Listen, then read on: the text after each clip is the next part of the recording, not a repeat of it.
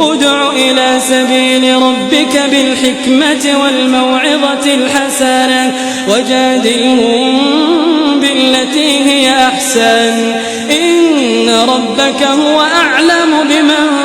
ضل عن سبيله وهو أعلم بالمهتدين وإن عاقبتم فعاقبوا بمثل ما عوقبتم به ولئن صبرتم لهو خير للصابرين واصبر وما صبرك إلا بالله ولا تحزن عليهم ولا تك في ضيق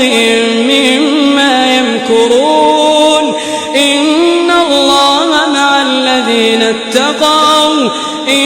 الله مع الذين اتقوا والذين هم محسنون.